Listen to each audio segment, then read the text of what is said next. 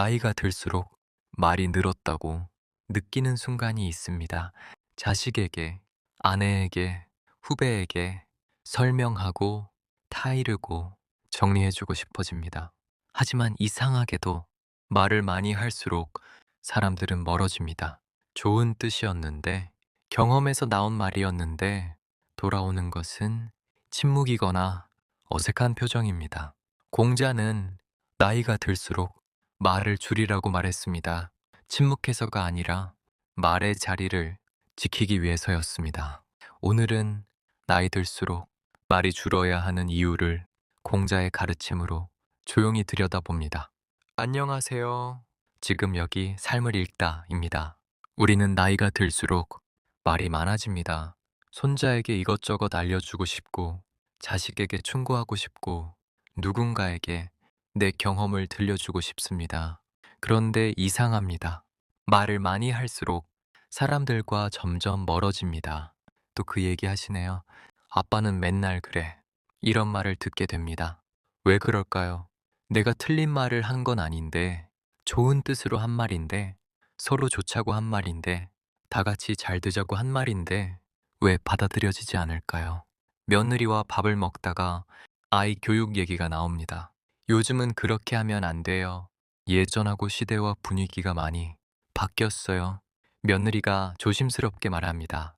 우리 때는 그렇게 해서 다 잘 컸는데, 이렇게 대답하는 순간 식탁의 공기가 무거워집니다. 정막이 흐릅니다. 자식과 통화를 합니다. 이것저것 물어봅니다. 밥은 먹었어? 건강은? 회사는? 이제 슬슬 승진도 해야지. 관심이 많아서 묻는 건데 자식은 귀찮아 합니다. 아빠 나 바빠. 나중에 전화할게. 엄마, 저 일하는 중이에요. 짧게 끊습니다. 공자는 말했습니다. 나이가 들수록 말을 줄여야 한다고. 젊을 때는 말로 설득해도 됩니다. 논리로 설명해도 됩니다. 하지만 나이가 들면 말보다 중요한 것이 생깁니다. 그건 바로 태도입니다. 공자는 세 가지를 경계했습니다. 젊을 때는 혈기를 경계하고, 작년에는 다툼을 경계하고, 노년에는 욕심을 경계해야 한다고 했습니다. 여기서 욕심이란 돈이나 명예만이 아닙니다. 말로 인정받고 싶은 욕심, 말로 존중받고 싶은 욕심, 말로 내 존재를 증명하고 싶은 욕심도 포함됩니다. 나이가 들면 왜 말이 많아질까요? 불안하기 때문입니다. 내가 필요 없어지는 것 같고, 내 말이 무시당하는 것 같고, 이제 아무도 나를 중요하게 여기지 않는 것 같습니다. 심지어 이제는 내 존재 자체가 무시당하는 느낌을 받을 때도 있습니다. 그래서 더 말을 합니다. 더 설명하려 합니다. 더 가르치려 합니다. 하지만 역설적이게도 말이 많아질수록 존중은 줄어듭니다. 말의 빈도와 존중은 반비례합니다. 공자는 침묵의 무게를 알았습니다. 말을 아끼는 사람에게는 말 한마디의 무게가 있습니다. 평소에 말이 없다가 꼭 필요한 순간에 한마디 하면 그 말은 깊이 박힙니다. 반대로 늘 말이 많으면 아무리 좋은 말도 흘러갑니다. 이런 경험 있으실 겁니다. 친구들과 모임에서 한 사람이 계속 말합니다. 자기 자랑, 자식 자랑, 손주 자랑, 자기 경험, 자기 생각만 늘어놓습니다. 처음엔 일단 듣습니다. 그런데 점점 지칩니다. 저 사람 또 시작이네. 자랑하려 나왔네. 이런 생각이 듭니다. 반대로 평소 말이 없던 사람이 한마디 할 때가 있습니다. 모두가 귀 기울입니다. 그의 한마디 한마디에 경청합니다. 그 말에는 무게가 있기 때문입니다. 나이가 들수록 우리는 가르치려 하지 말아야 합니다. 보여줘야 합니다. 손자에게 책을 읽으라고 잔소리하는 대신 내가 조용히 책을 읽는 모습을 보여주면 됩니다. 자식에게 검소하라고 말하는 대신 내가 검소하게 사는 모습을 보여주면 됩니다. 말보다 행동이 먼저입니다. 말보다 삶이 먼저입니다. 주말 아침에 일어나자마자 아빠가 책을 펴는 모습을 보고 옆에서 아들이 책을 펴니다. 아빠가 책을 보며 필사를 하자 옆에서 아들이 필사를 합니다. 아빠가 궁금해하며 일어나자마자 억지로 하지 않아도 돼 라며 아들을 걱정하자 아빠가 하니까 따라하는 건데 라고 아들이 대답합니다. 말보다 행동이 먼저입니다. 말보다 삶이 먼저입니다. 공자의 제자 중에 안회라는 사람이 있었습니다. 그는 말이 적었습니다. 질문도 별로 하지 않았습니다. 그런데 공자는 안회를 가장 아꼈습니다. 왜냐하면 안회는 말로 배우지 않고 삶 그 자체로 배웠기 때문입니다. 스승의 행동을 보고 스스로 깨달았습니다. 공자는 그런 안회를 보며 진정한 배움이 무엇인지 알았습니다. 노년의 말은 훈계가 되기 쉽습니다. 노년의 말은 잔소리가 되기 쉽습니다. 노년의 말은 요즘 흔히 말하는 꼰대로 비춰질 수 있습니다. 내가 살아보니까 말이야. 요즘 젊은 사람들은 말이야. 우리 때는 말이야. 이런 말들은 듣는 사람에게 부담이 됩니다. 세상이 달라졌다는 걸 우리도 알고 있습니다.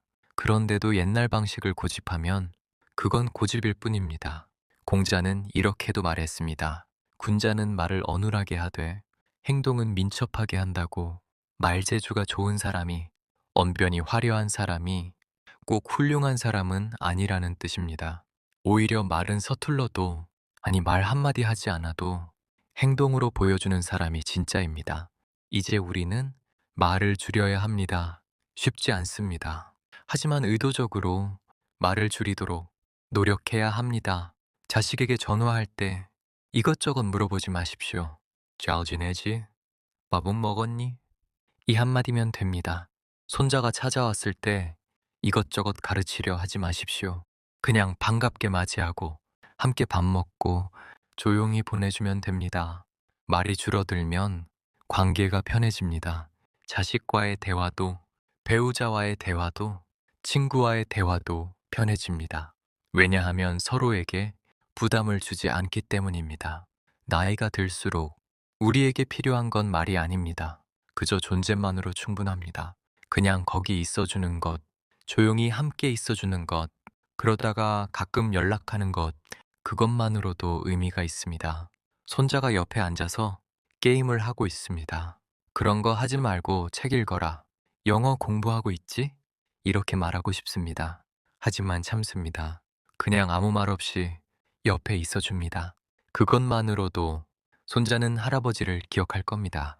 공자는 평생을 가르쳤지만 말년에는 침묵했습니다.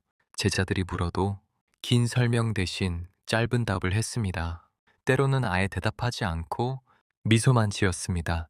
그 침묵과 미소 속에 더 깊은 가르침이 있었습니다. 나이가 들수록 우리는 더 무언가를 하려고 하는데 참아야 합니다. 우리는 덜어내야 합니다. 쌓는 게 아니라 비워야 합니다. 말도 마찬가지입니다. 더 많이 말하는 게 아니라 덜 말해야 합니다. 그래야 남은 말에 무게가 생깁니다. 침묵은 존중입니다. 침묵은 배려입니다.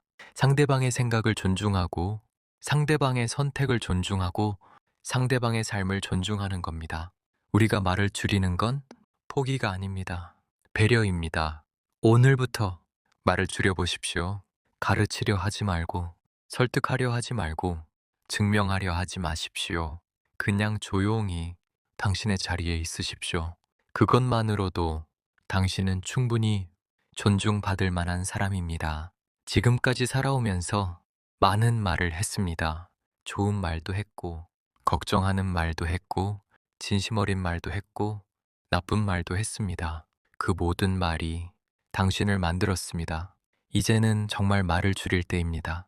나이 든다는 건 말이 많아지는 게 아니라 말이 깊어지는 겁니다. 공자가 그랬듯이 우리도 그렇게 늙어가면 됩니다. 조용히, 그러나 단단하게, 말은 짧아도 존재는 묵직하게. 2026년 새해 첫 영상은 공자의 가르침, 나이 들수록 말이 줄어야 하는 이유로 준비했습니다. 2016년 새해에도 지금 여기 삶을 읽다는 공자의 가르침처럼 장황하게 긴 말보다는 핵심적인 내용, 알찬 구성으로 여러분 곁에 오래 남고 기억되는 채널이 되도록 노력하겠습니다. 끝까지 시청해 주셔서 진심으로 감사드립니다. 새해 복 많이 받으세요.